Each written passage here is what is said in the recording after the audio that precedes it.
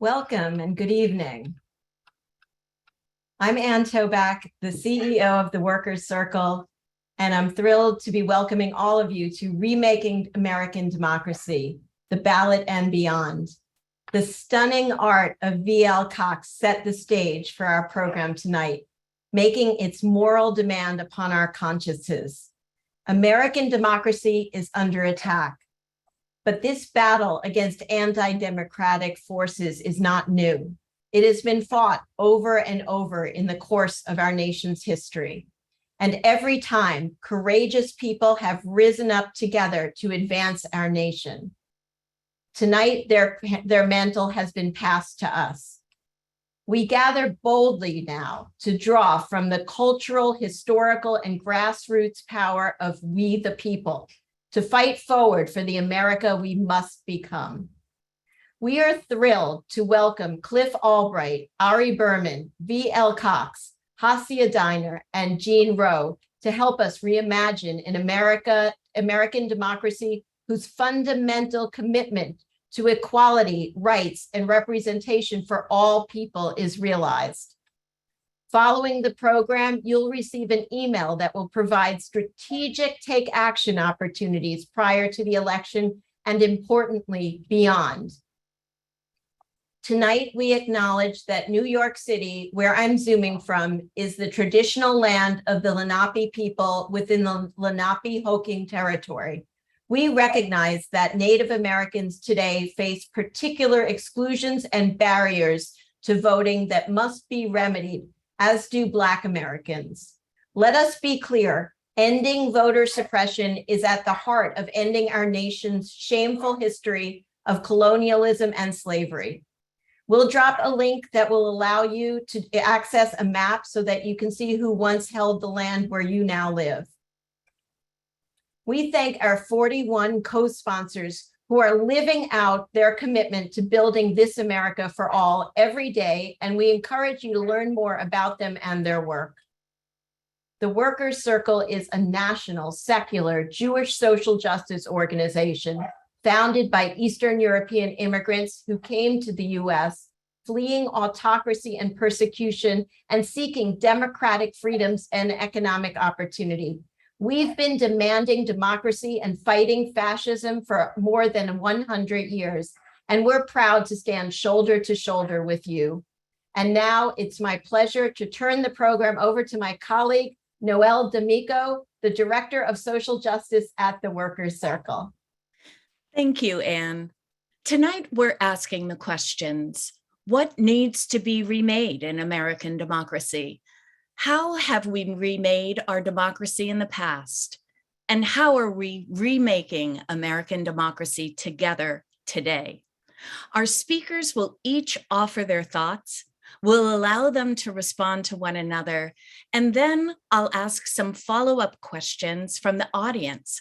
So as our speakers are speaking throughout the program, please feel free to place your questions for our speaker in the chat. We turn first this evening to journalist and author Ari Berman, who has been tracking the rise of minority rule and the rules, processes, and gaps within our government that are being used by anti-democratic forces to do so. Welcome, Ari. Hey, Noelle, good to see you. Thank you. Good to have you back again with us. Ari, we're 1 week from the midterms and 157 years since the 15th Amendment was ratified, giving African-American men the right to vote. The Freedom to Vote Act, the John R. Lewis Act, was sidelined by the filibuster earlier this year. Meanwhile, the Supreme Court has overturned Roe and is entertaining the idea that state legislatures should not be checked by state courts. Billionaires are funding billions to anti-democratic election groups. And meanwhile, nearly 700,000 residents of Washington, D.C., mostly people of color, still do not have full voting representation in Congress. So Ari, tell us what needs to be remade in American democracy. Well, first off, Noelle, thank you for having me. And thank you so much to the Workers' Circle for having me back and to all the other groups that are sponsoring this. It's really exciting to be part of this panel.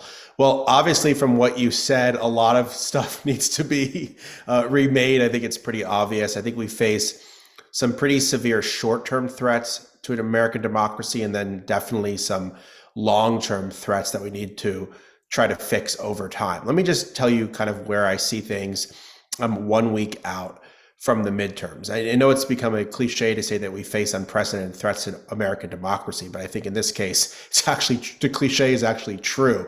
And I would say we face the traditional threat of what I would call old school voter suppression, efforts to keep people from the ballot box.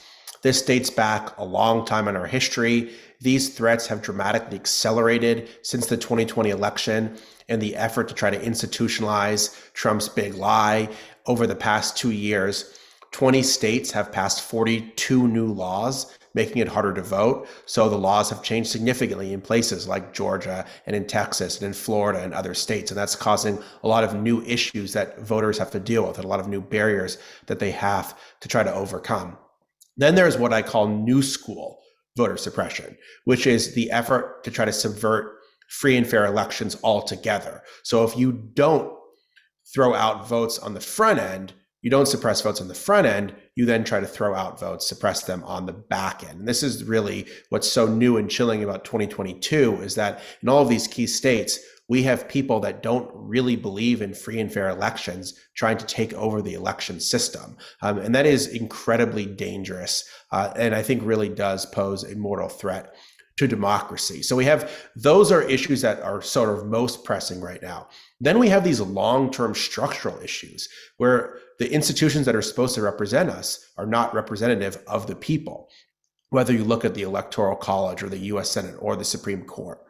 We have a situation right now where we would have federal voting rights legislation if it was up to a majority of senators or it was up to a majority of voters. But what happened was a small minority of senators, you essentially have a situation where 41 Republican senators representing less than a quarter of the country can block policies, not just on voting rights, but on so many things that are supported by a broad majority of Americans. So it's clear that the institutions that are supposed to represent us don't represent us any longer. And I think people really need to understand the links between threats to democracy and all of these other issues. I just published a big article in Mother Jones about the ultra gerrymandering that's happening in Wisconsin. I think that's a really good example. There you have a situation where it's a 50-50 state, but Republicans have these massive majorities in the legislature. They're on the verge of getting a supermajority, even though all of the other races are incredibly close. And it's because of that extreme gerrymandering, that there isn't Medicaid expansion, that there isn't reasonable gun policy. There's an abortion ban from 1849 in effect there. So I think we really need to connect democracy to all the other issues that people care about. Because when democracy is an abstract thing, it's hard to motivate people. But when democracy can be connected to all the things that people care about in people's lives, it's a much more motivating factor for them to do something about it. So I don't know whether or not I've talked for 10 minutes or not, but that's where I see things right now. Ari, you've got plenty more time to go. Let me ask you a question. I know you've been following the progress, or the regression, I should say, of the Supreme Court as well, and some of its decisions relative to voting rights. Can you say a little bit more about how the Supreme Court has been weighing in, especially around gerrymandering, around independent state legislature theory? I'll leave it up to you where you want to take this. I think the Supreme Court has been an extremely regressive force when it comes to voting rights. And that is unfortunate because for the last few decades, the Supreme Court has been much more protective of voting rights. You look at the Supreme Court upheld the Voting Rights Act in 1965 and upheld subsequent reauthorizations of the Voting Rights Act. But it's clear the Supreme Court has now gutted the Voting Rights Act twice. Gutted it in 2013 when it ruled that states with a long history of discrimination no longer have to approve their voting changes with the federal government. It gutted it again in 2021, making it very hard to strike down discriminatory voting laws. It looks to be on the verge of gutting the Voting Rights Act for a third time in a case from Alabama that concerns racial gerrymandering, where in Alabama you have a situation where African Americans are more than a quarter of the electorate there, but they only have the ability to elect the candidates of their choice in one of 7 congressional districts. So it's a very clear case of racial gerrymandering. They seem to be giving that the okay instead, and they've already essentially legalized partisan gerrymandering by saying that federal courts can't review these maps on a federal level, that you can only challenge it in state court. And now, of course, they're trying to go after the power of state courts because they're one of the few checks that exists in a place like Wisconsin or a place like North Carolina is the ability of state courts to try to weigh in on voting laws, to try to weigh in on redistricting. And then what they're trying to do with this independent state legislature theory is say, no, basically the state courts or the state constitutions can't weigh in on these heavily gerrymandered bodies. So what they're trying to do is essentially create a situation where there's basically permanent Republican control of these bodies, and that there's nothing that anyone can do about them. And that creates a very dangerous situation where there's no accountability for ostensibly democratic bodies in a democracy. So that's really what I'm concerned about right now with the Supreme Court. And of course, the question is, was the Dobbs decision overturning Roe v. Wade culmination of the Supreme Court, what they wanted to do, or is it just the beginning? And I'm afraid it's just the beginning. Exactly. In VL Cox's opening video showing the protests outside of the Arkansas state legislature around rollbacks of LGBTQ rights, it's just a very slippery slope we're on because of the original basis on which that Roe decision was made. And certainly the justices, many of the justices have signaled a willingness to go further on any number of fronts. Let me ask you a question about the role of money in our election system and our democracy overall. I know that you have been following that story. What do you have to say to us there? And what could help get some of these billionaires who have these megaphones kind of jacked up to big amplifiers and are drowning out the American people? What can we do about this, Ari? Well, I mean, it's just so concerning because when a guy like Leonard Leo, the head of the Federalist Society, who has engineered the right-wing takeover of the courts, is just given $1.5 billion in spending money, I mean, you can't imagine anything good is going to come out of this. And the figures just get more and more astronomical. And, you know, there's so many different layers to it. There's obviously the incredible amount of money that's being spent on political campaigns. Probably even more concerning is the dark shadow money that's being spent on issues campaign, that you could spend hundreds of millions of dollars, billions of dollars at this point, to try to remake the Supreme Court. And again, I think, you know, really, there's sort of the big picture thing, long term, what would have to be done. I think the fundamental problem is that this Supreme Court has construed money as speech as opposed to money as corruption. And I think that's just fundamentally out of step. If you ask the average American, and if polls show this, do you think that if someone accepts a lot of money from somebody, they're going to be beholden to them? They say yes. And it's pretty obvious, but the Supreme Court is not moving that direction. I think a lot of the solutions, and when people ask me what you can do, start at the state and local level, because I think some of these big institutions are going to take a while to try to reform. But I think if people can try to do innovative things in their own backyards, it can have a much bigger difference. In New York City, we have public financing of campaigns. In New York City, we have ranked choice voting. Those are things that the Supreme Court has not taken away from us yet. And so I think that people should really try to get active locally in their own communities, and then think more broadly, how do we build a movement for a sustained structural change in this country? Thank you, Ari. You've given us so much to think about and to strive for. And in fact, you couldn't have set it up more perfectly, because tonight the Workers' Circle is launching democracy circles as a way to tackle these serious challenges, because we need to continue to bring more people into this fight, to keep deepening our understanding, and to dramatically build our grassroots power. And it can be hard to know where to start for an average person, right? We wonder, how can we combat these attacks on our democracy? How can we make our country better? What's an effective way for us to help?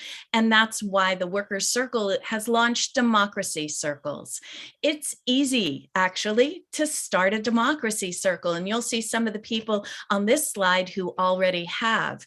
Starting a democracy circle means you gather a small group of people together and then let us know, and we'll provide you regular resources for ongoing action, reflection, and community building. And we'll also provide opportunities to connect to ongoing frontline efforts in the state where you live. You heard what Ari said. That's the front line of the battle right now, in the state where you live. The work of democracy, it's ongoing, and it takes all of us. So I hope you'll check out democracy circles and think about starting one yourself. It has been said that history does not repeat, but it does instruct. We're so pleased to have Hasia Diner, Paul and Sylvia Steinberg Professor of American Jewish History at NYU, with us tonight. She has literally written the book, or should I say books, on the experience of Jews as an American immigrant and ethnic group participating in the broader history of immigration and ethnicity in the United States. Her groundbreaking work in 1995, In the Almost Promised Land, explored the nuanced ways that Jewish support of Black Americans in the struggle for civil rights was simultaneously a vicarious effort to hold America accountable to its own ideals of freedom and equality.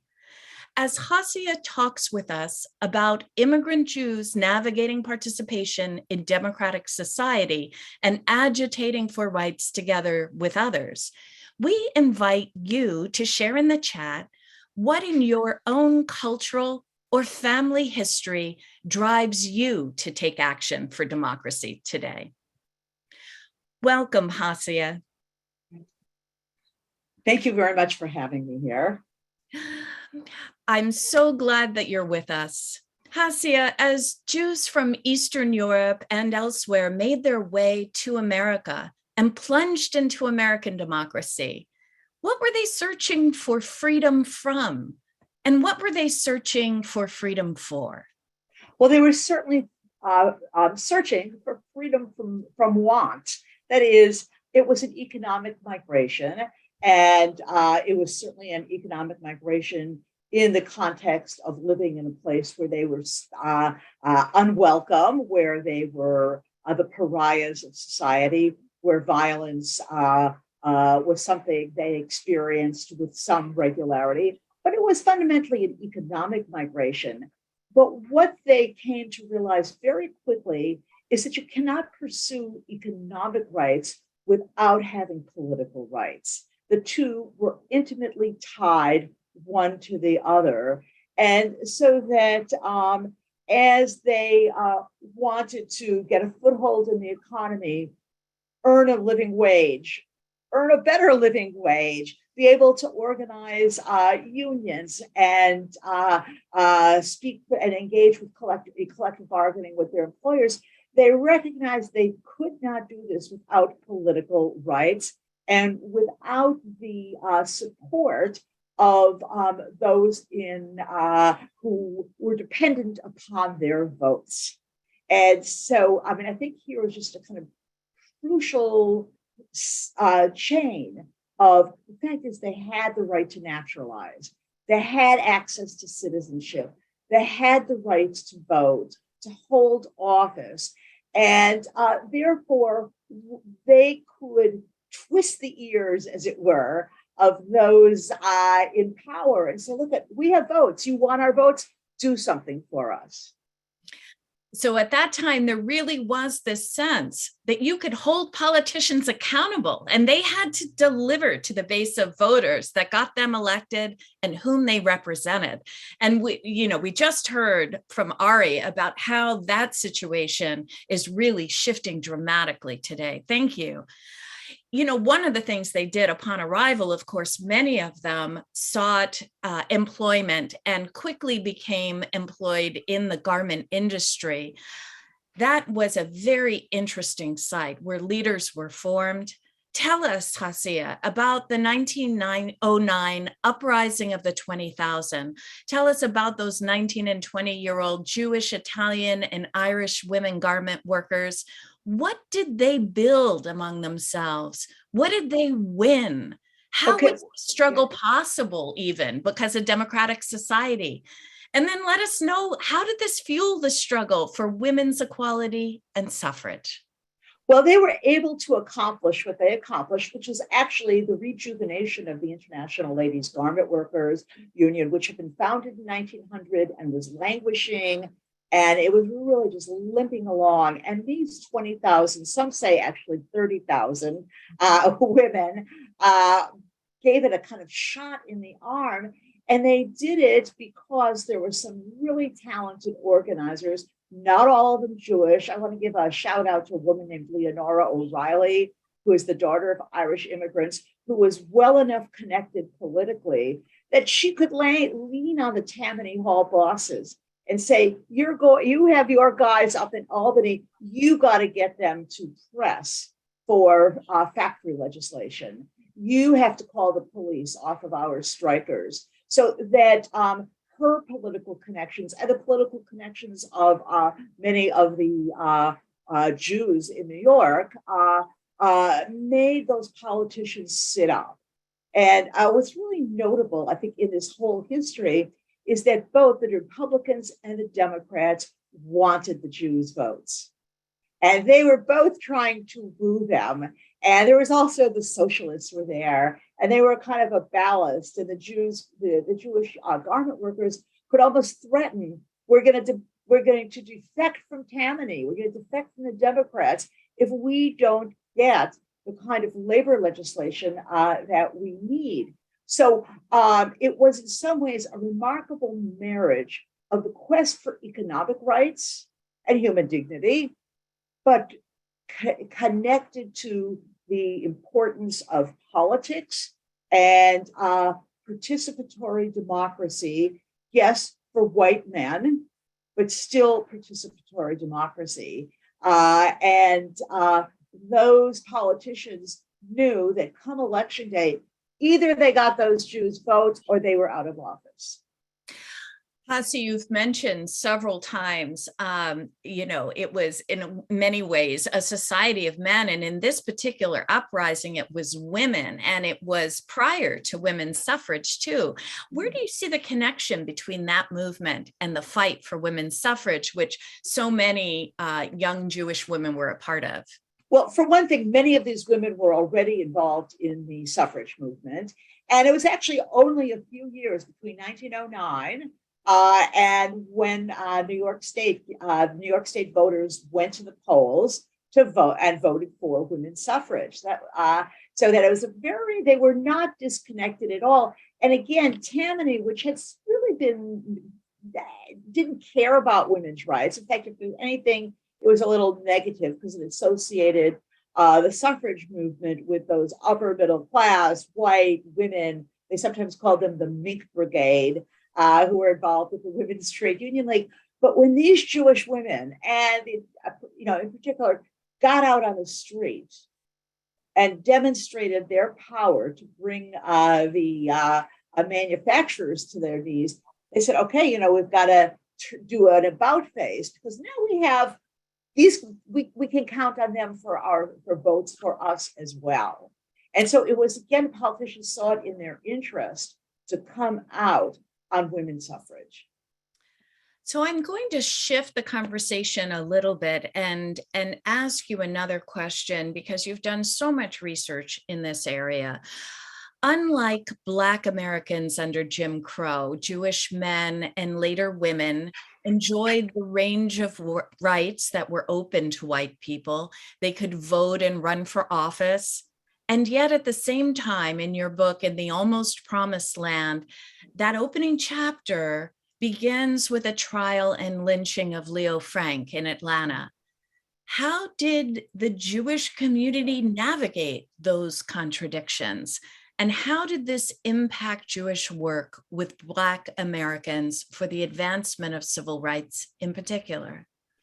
Okay, well, the two stories existed side by side. That is, Jewish access to political rights and increasing economic mobility, slow, but still increasing mobility, and the existence not just of the one episode of Leo Frank, but pockets of anti-Jewish sentiment here and there, the move towards immigration restriction, which certainly had Jews with others in the kind of crosshairs.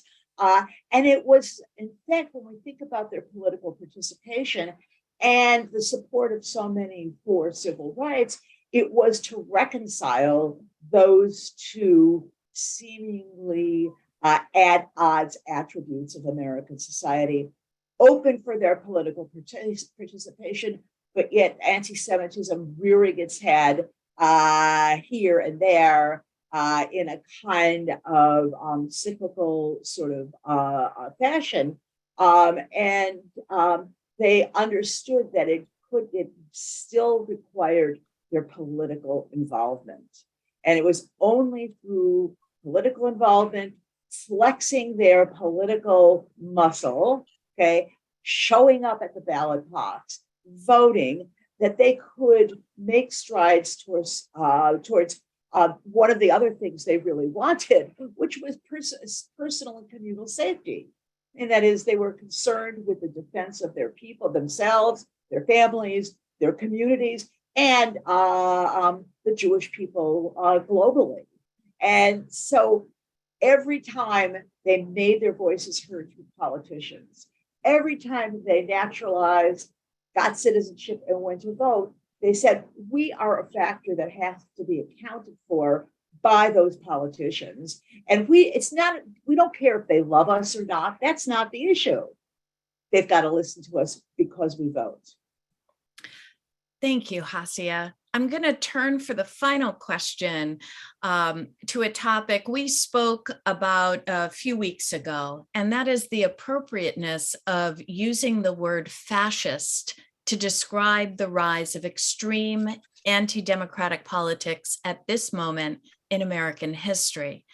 As an historian, is it important to name these politics fascist? What is the value that comes from using this term? Well, I'm a very proud member of the board of the Workers' Circle, and I know the Workers' Circle has embraced this term, as have so many others. But I want to sound a note of caution, because we don't really know what it is. Scholars debate ceaselessly what has to be there for it to be fascist. If there's a laundry list of characteristics, do all the boxes have to get ticked, or half the boxes? Should it be fascist with a capital F or fascist with a lowercase f? And so since it's an ambiguous term, it often can become a bit of a landmine for using it, because the person who is being described as fascist is just as easily able to say, no, I'm not. And it's a kind of rallying cry that works for those who are already on your side. But I'm not sure how much it works for bringing in people who are on the fence. And I think, we certainly have a hardcore of extreme right-wing white nationalists. There's no question about that, who do not believe in democracy, except when it can advance their own goals.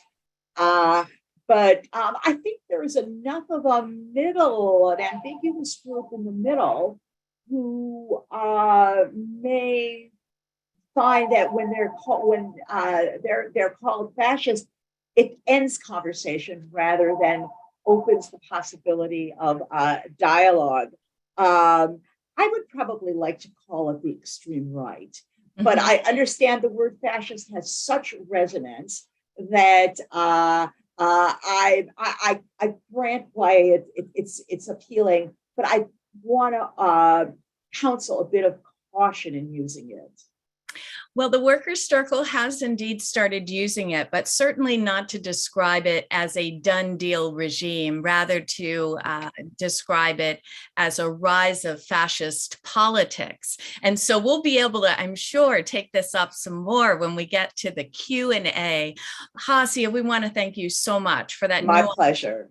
Really rich and provocative step into culture and history. Thank you. Thank you. So many of you have been sharing in the chat, and our democracy circles have been sharing our own cultural and family stories with one another, identifying these common values and stories that sustain us. I'd like to introduce our social justice organizer, Noah Barron. Noah is our prime resource for the democracy circles, and tonight they've been gathering your comments from the chat about what from your family or cultural history inspires you to action. Noah, tell us some more. Yeah, I'd love to lift up a few of these stories that have been shared in the chat. So Art said, what makes me want to take action in my family history is their experience as Polish Jewish refugees who fled fascism in Europe during World War II and survived to come to this country. Democracy is precious. We have it because of those who fought and died since the American Revolution through World War II. Yet some of the politicians who wore lapel pins with American flags seem to be willing to turn their backs on the foundational principles they were willing to send Americans to fight and die for. How ironic. Amanda says, I am the descendant of Holocaust survivors. What my grandparents went through drives me to fight for democracy always. Sammy said, I was inspired by an activist rabbi in Baltimore when I was a child, who spoke eloquently and passionately about social justice from the Bima. Thank you to all of you who shared. Thank you so much, Noah. And do feel free to continue to put your thoughts in the chat. A reminder that the questions we'll be taking for our panel later in the program are coming from you. So please feel free to add those to the chat as well. Cliff Albright is the co-founder of Black Voters Matter, which has electrified the Black vote throughout the United States, particularly in historically vote-suppressed states. Cliff is coming to us live from the front lines on the We Won't Black Down bus that has been mobilizing Black voters in Texas, Florida, Alabama, Missouri, Michigan, Wisconsin, Pennsylvania, North Carolina, South Carolina, and of course, Georgia. The Workers' Circle is proud to work in partnership with Black Voters Matter to build a multiracial, multicultural, multi-generational force for voting rights from the streets to the ballot box. Welcome, Cliff. We're so glad. I think you're coming in from Cleveland, or we're just in Cleveland. How are you doing tonight? I'm doing great. Actually, those are fighting words because we just finished up in Columbus. And so, if folks in Columbus heard you say Cleveland, we might have a big fight on our hands. Oh, yes, no, that's terrible. Columbus. Sorry, Columbus. Oh, my goodness. But yes, definitely. And I'm on the blackest bus in America right now. And so, forgive me.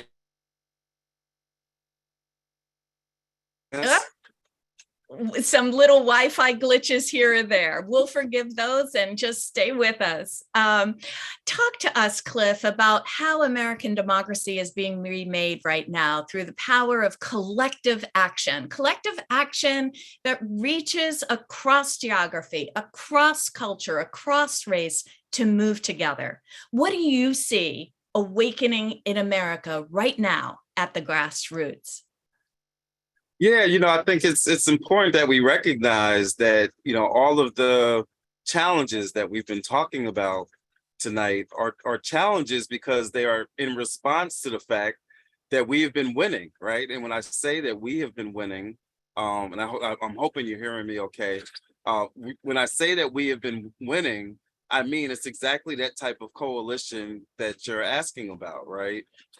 It was that type of coalition that even brought President Obama to the White House in 2008, right? And then what do we see? We see a backlash to that, right? And it eventually leads to Trump.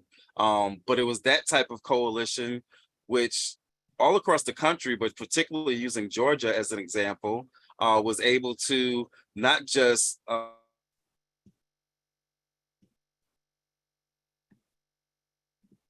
the audacity to come back 2 months later and do it again with 2 Senate seats, right? Including sending a black man to the Senate and also a young Jewish man to the Senate. And so it took that kind of a coalition, the kind of coalition that you're asking about. It took black folks, and we know that black voters came out in record numbers, but guess what? So did Latino voters, and so did Asian American and Pacific Islander voters, so did young voters, right? And so it takes that kind of a coalition to build the kind of power that we've seen. So with everything that we've seen, the bad that we've talked about, right? The fascism that we talked about, the voter suppression that we talked about. It's important that remember that all of it is in response to the fact that this coalition has been coming together and has been winning. That's the voter side, the electoral side of the coalition.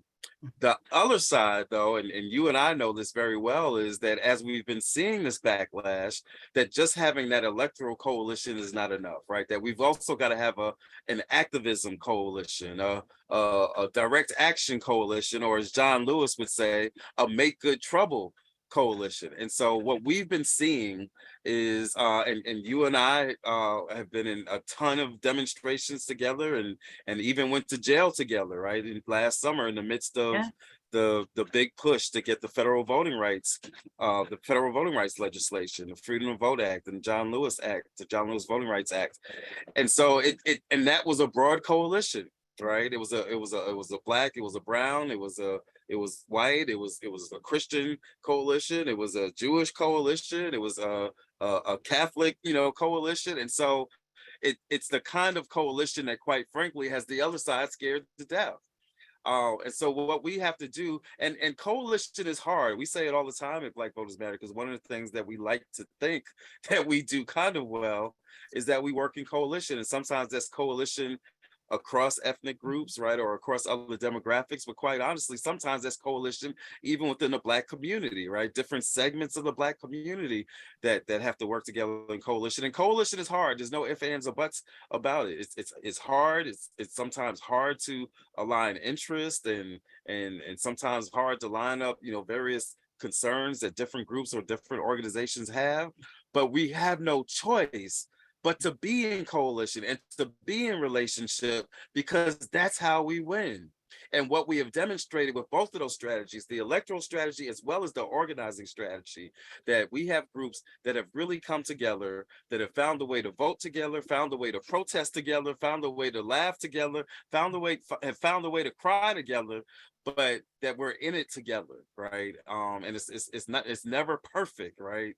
But it's a work in progress, and it's a work that, if we are deeply enough committed to, then our history shows us, and our current reality shows us, our current movement shows us that kind of coalition, that's what works, and that's how we win.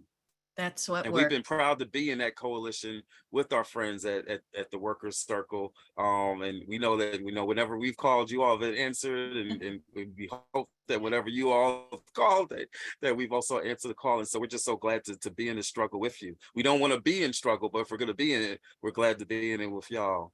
We're glad to be in it with you. And we're glad to be in it with our 41 co-sponsors. Y'all, that's a lot of co-sponsors for a program. And every single one of those organizations is committed to democracy work. So I do invite you to learn more about our co-sponsors and to see where you can partner with them as well. So Cliff, let me ask you, we are building that we the people power. What do you have to say to us about best ways for us to nurture that together? What are things we need to do to nurture that? Yeah, I mean, I think one, we got to be clear about objectives, right? And when we say that being clear about objectives, that means not just being clear about what it is that we're fighting against, right? We're clear that we're fighting against voter suppression. We're clear that we're fighting against people being able to overturn elections. We're fighting against governors being able to create election police and then going out and arresting the very people that they entrapped into registering and getting voted and actually going to vote, right? We're against all of those things. We're against the gerrymandering, right? But I think we also got to be clear about, like, what we often talk about as being like our radical reimagining of what democracy can even look like. And it's not enough to try to push back against the voter suppression, but we've got to have a clear image of what it means to expand voter access, right? Some of which was included in the Freedom to Vote Act and John Lewis Voting Rights Act. It's things like making Election Day a national holiday, right? And getting to a point where where every state is able to use vote by mail and other things that opens up the doors, doing things like what they were doing in Texas and Harris County, having 24-hour, drop boxes and things of that nature without armed people in tactical gear patrolling and intimidating voters at those drop boxes, right?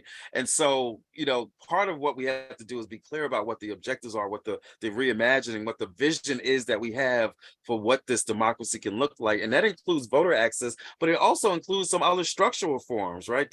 There's some other aspects of this democracy beyond the voter rights and voting access that we've got to take a hard look at.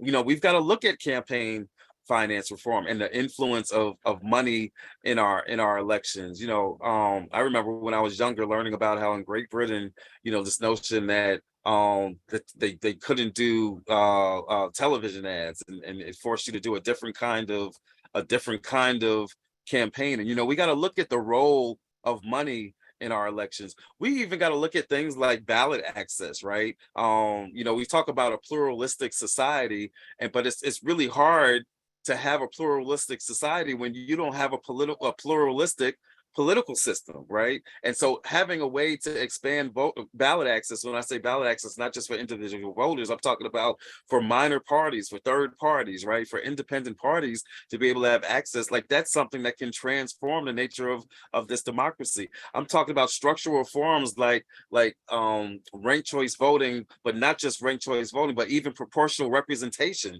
That's the kind of thing that Lonnie Guinier was trying to have a conversation about. Professor Lonnie Guinier, that passed away recently, was trying to have a conversation about proportional representation, which was one way of dealing with not just the gerrymandering issue, but also dealing with some of the other illnesses in the way that districts are drawn and the way that representation is done. What do we even mean, and how do we manifest democracy rule? There are some very structural changes that we've got to have, and that we've got to have some discussions about as we're envisioning this multiracial pluralistic society where we're able to come together and build coalitions. It's hard to build coalitions when you're fundamentally in a structure that doesn't really give birth to that is in fact antagonistic towards it.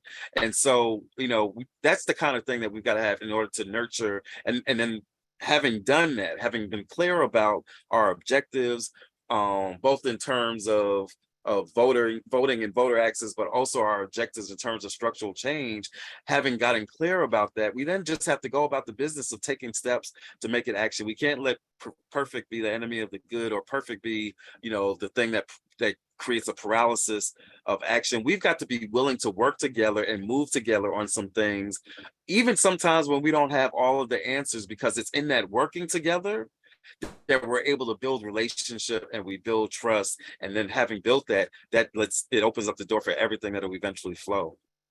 Thank you so much, Cliff. Thank you.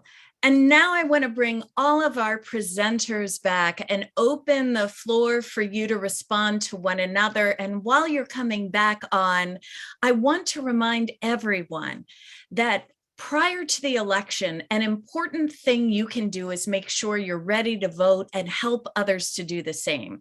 The Worker Circle has voting tools on our website to help that are powered by the fabulous League of Women Voters 411. I also want to highlight that we and a number of tonight's co-sponsors are working with the phenomenal Center for Common Ground to phone bank and text voters of color who have been targeted by these new voter suppression laws with the information they need to surmount barriers and cast their ballots. These calls have so much impact because they buttress on-the-ground mobilization by groups like Black Voters Matter, Mi Familia Vota, and others.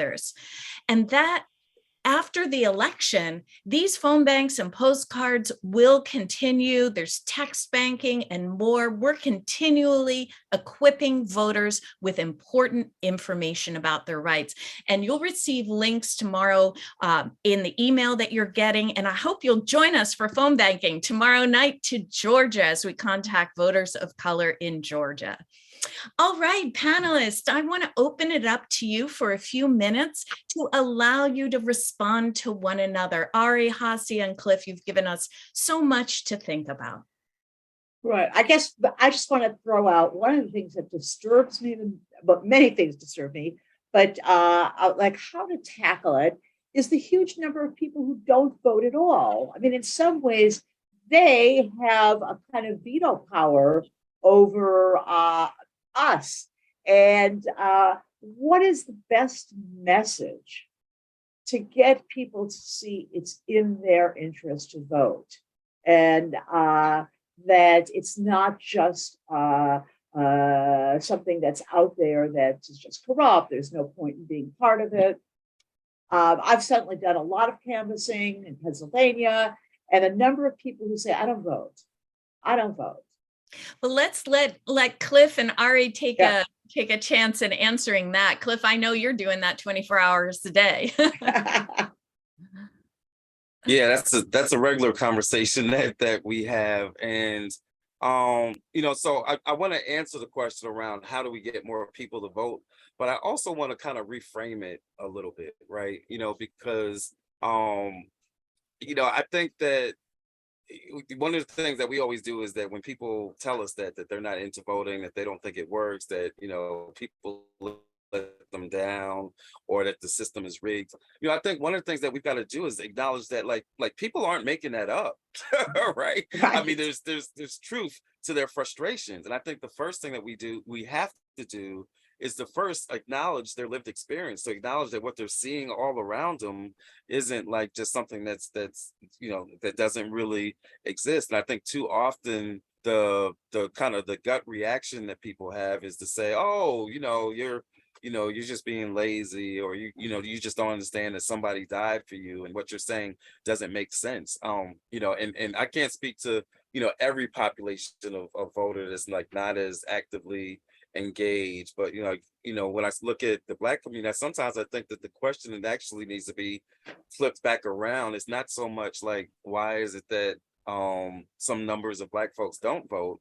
The amazing thing is, how is it that given everything that we've been through, that we still vote at the high levels that we actually vote at? Think about what just happened after the 2020 election, where you had people who lost their minds because of some mythology, a big lie around voter fraud, right?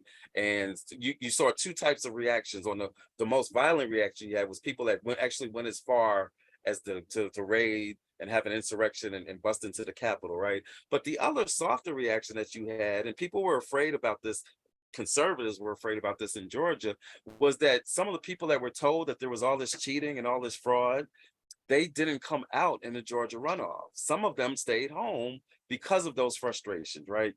And so when you look at these two reactions, this violent reaction and then this reaction of like disengaging from the system in mass from a group of people who are upset about made up election rigging, made up fraud. And then you look at a group of people, Black folks in particular, that have had actually decades and centuries of real fraud and real voter suppression, right? And haven't had that kind of reaction. So again, the question that I often flip the question and say that the real miracle isn't that some number, 20% or 30% of black folks or 35% of Black folks don't vote in a presidential or in a midterm election. The question that I often wonder is, how is it that with everything that we've been through, that we still have the audacity to have enough faith in the system that we still participate at a competitive level and then still have the audacity to fight in order to move this democracy forward? That's the real question that I often ponder. Ari, I'm going to give you a bite at this if you want it, or any comment that you might want to make or question to the panel. Sure. Yeah, I have some thoughts on it. I think that first off, I do think that how states structure voting makes an impact on this, because there's a lot of variation between states when it comes to voter turnout. There are states like Minnesota that has very progressive voting laws, a culture of democracy, which means a lot of different things, but where political participation, broadly speaking, is encouraged across party lines. And they have high voter turnout. They have 70%, 80% voter turnout. Then there are states like Texas that make voting very difficult. They have very restrictive laws. They criminalize voting. There's, obviously socioeconomic barriers that also affect voting, and they have much lower turnout. So, I mean, you could see a 30 point difference between just two states in the country. I also think that there's, particularly midterm elections, I think are very problematic for people. Lots of countries have all of their elections at one point in time. The fact that we have off-year elections is actually quite different than the way a lot of other countries do it. I don't see any reason why we shouldn't be electing secretaries of state and attorney general and governors the same time we're electing presidents. I understand that, yes, it's nice that for us who are political junkies, we would dive into these races, but I think for the average voter, it would be a lot easier if we just had one election every 4 years for all of these offices. And then also, I think in general, people are frustrated because they don't see stuff getting done. Mm-hmm. And I think a lot of that is because of the filibuster and the other structural changes, and also what's happening at their state legislature. I think if people say, how is it possible that 70 to 80, 90% of voters support expanding healthcare or background checks on guns or criminal justice reform or these other things, and they just don't get done over and over? That makes you really cynical about the political process. And you're like, well, people promise things all the time and then it didn't get done. I mean, one of the main pitches that Raphael Warnock made was that he was going to get a new Voting Rights Act passed. And he did everything he could to get a Voting Rights Act passed, but it's hard for him to go back to Georgia and say, I tried to do it, but this guy Joe Manchin and this other woman Kirsten Sinema, they blocked me from doing it. I mean, that's not quite as an inspiring message as I'm going to get this done, So I think that's part of the problem too, is just our political system doesn't make it easy to accomplish things right now. I'm going to turn to some of the questions that are coming in from our audience. One of them is, Cliff, how do we address the voter apathy among Black voters in states like New York? People seldom feel the voting process changes things. You started into that. How do you flip? When you're door knocking, when you're talking to people to involve them, what do you say to them to get them engaged?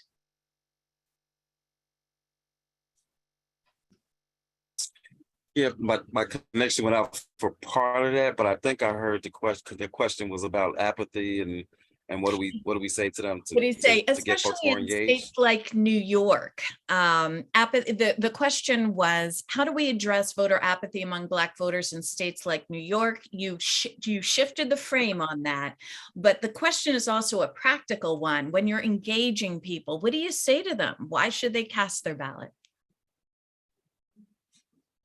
Yeah, I mean, after acknowledging the frustrations that we hear from folks, the next thing that we have to do is then center the conversation not just on the voting process, but like on what people's hopes and dreams and objectives actually are. And so we've been in conversations, I've been in conversations personally where, somebody's, telling us that they're, they don't want to be involved or whatever, they're against it. And I hear you, and they're expecting pushback.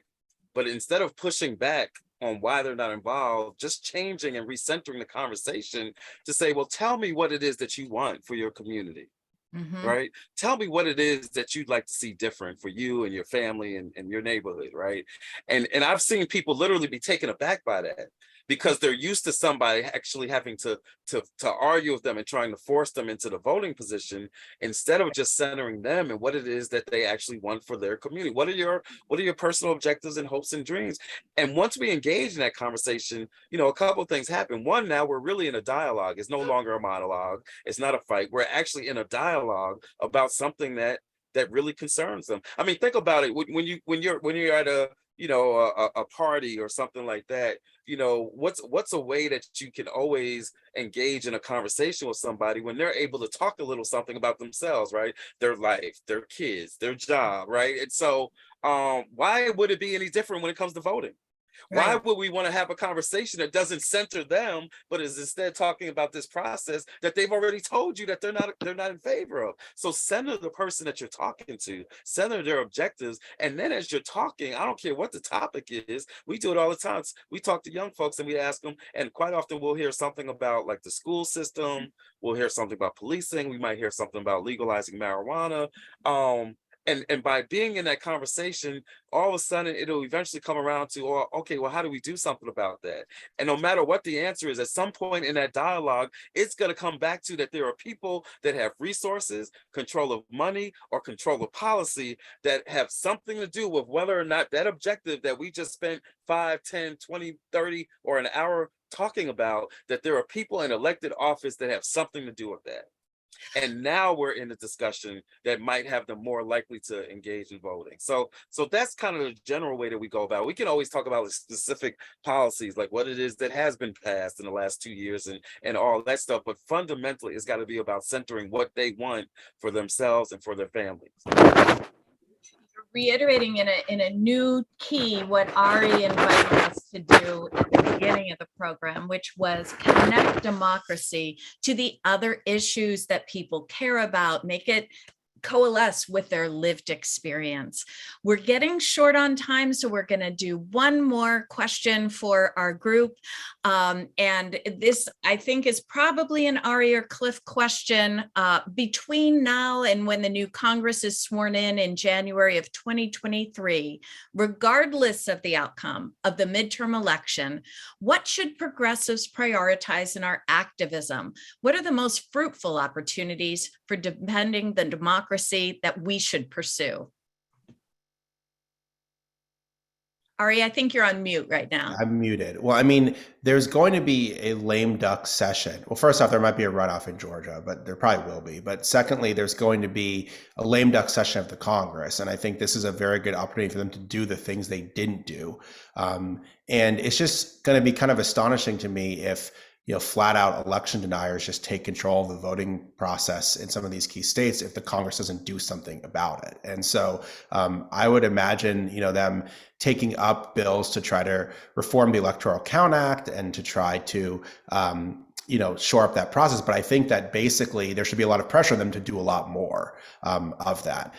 And the other thing that I think needs a lot more attention is the judiciary, because if Democrats lose the Senate, I'm not saying they will, but if they lose the Senate, they're going to lose the ability to confirm judges. So I would say get them to confirm as many judges as possible and, cancel Thanksgiving, cancel Christmas, do as much as you can between now and January 3rd. But the fact is, the Congress got a lot done with a 50-50 majority, but they were big, major structural things that they promised to tackle that they did not get done. And I think that they missed a huge historic opportunity to protect voting rights. And I'm very concerned that if they don't do anything now, they're not going to do anything for a long time in the future. So we get them to do something now, we make the best use we can of lame duck, and we keep pushing forward together. Thank you so much to all three of you for the time tonight that you've spent with us. Friends, tonight we've remembered, we've imagined, we've drawn from history for this moment, and we've recommitted ourselves to building a multiracial, multicultural America that we must become. And together we will remake American democracy. We close our program tonight with a live performance by singer-songwriter Jean Rohe of her piece, National Anthem, Arise, Arise. Thank you so much. I'm really happy to be here to join you all.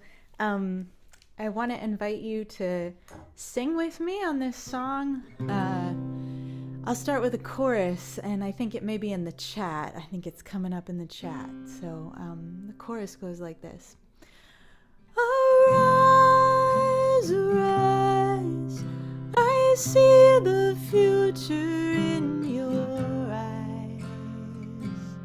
To a more perfect union we aspire, and lift our voices from the fire.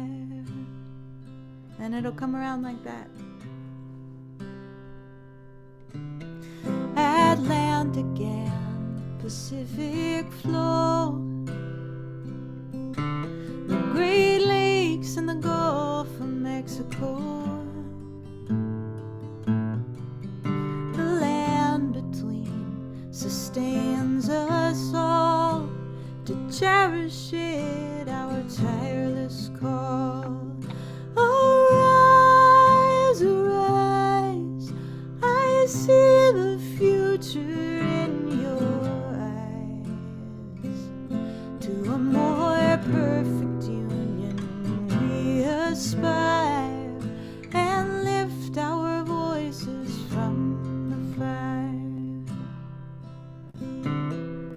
We are native people here before, we're migrants from a distant shore.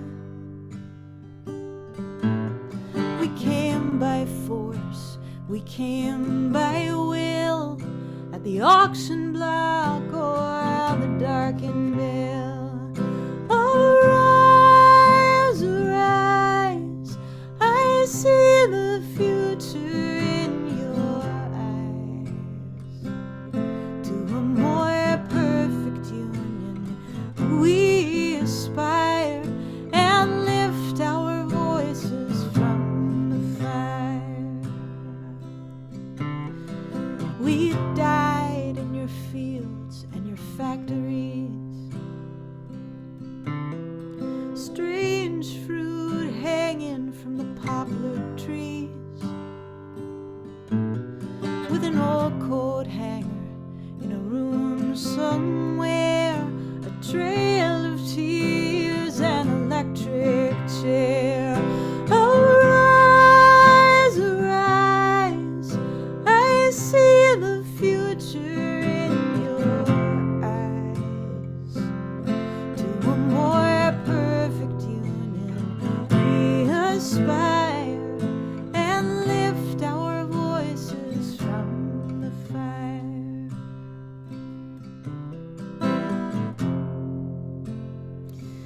I know it's tough times out there for American democracy, but I've been really heartened to spend time with you all tonight.